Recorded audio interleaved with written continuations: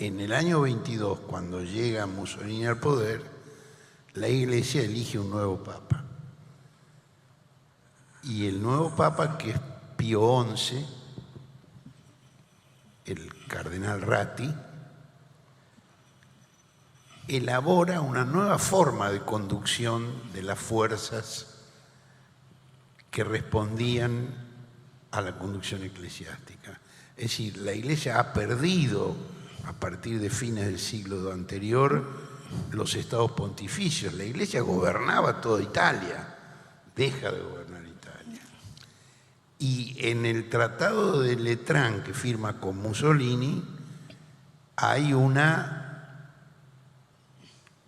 división de tareas por las cuales la Iglesia se abstiene de determinadas actividades políticas, a cambio de lo cual Mussolini le hace un reconocimiento económico muy importante que está en la base del poderío actual de la Iglesia católica.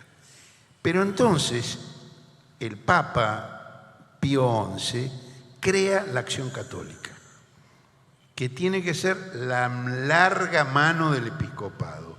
Es decir, es la organización de los laicos que reconocen la conducción de la jerarquía episcopal y que van a actuar políticamente.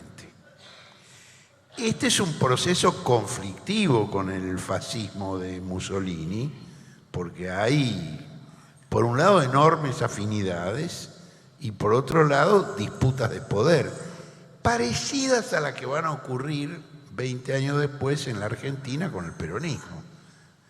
El peronismo se organiza según el modelo de la Acción Católica, la división en ramas, rama masculina, rama femenina, rama sindical, asociaciones de profesionales, jóvenes, está copiado, es en espejo de la organización de la Acción Católica.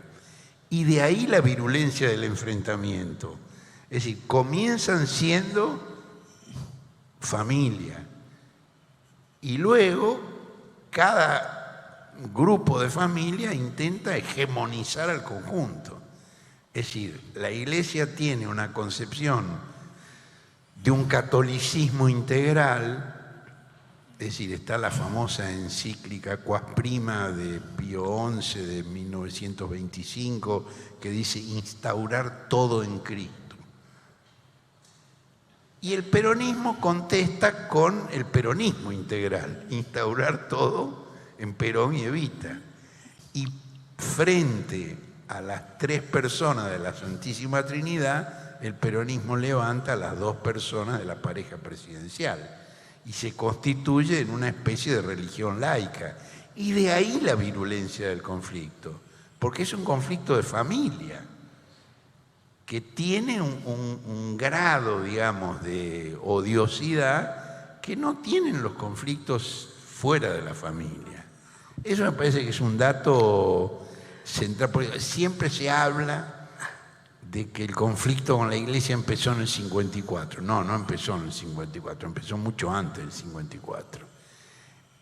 Hay un aporte muy importante de Lori Sanata sobre las propuestas del Vaticano, y yo encontré las propuestas del Episcopado argentino para la reforma constitucional del 48, que se realiza la Convención Constituyente en el 49. La Iglesia propone suprimir el concepto de la soberanía popular e incluir en la Constitución el origen divino del poder. Perón dice que no.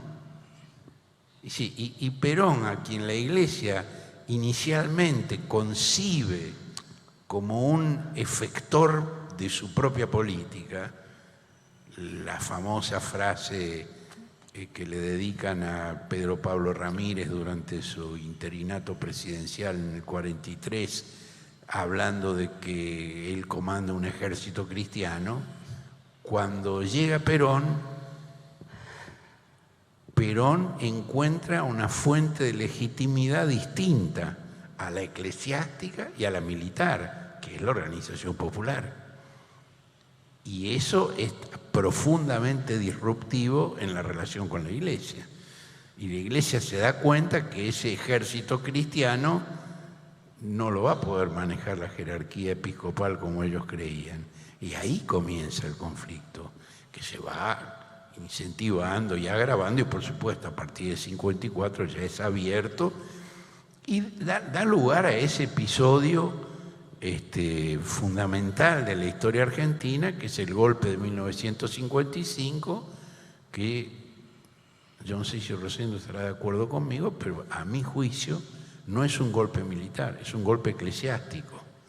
El golpe del 55 lo organiza la jerarquía eclesiástica, con su acción católica, con sus comandos civiles, con el acopio de armas dentro de los templos, en los colegios religiosos, con la impresión de los panfletos en los templos. Hay el libro de La Fiandra, por ejemplo, donde cuenta toda esa historia, que es interesantísima. Y las horas santas, un sacerdote recluta a un teniente del ejército, otro sacerdote recluta a un capitán de la marina y les dan una cita en una misa donde los presentan y los ponen en contacto. Y así se va organizando la sublevación. El jefe militar de la sublevación, el general Lonardi, estaba retirado hace 4 años. No era el ejército que golpeaba contra el peronismo, era un retirado que estaba trabajado por la Iglesia.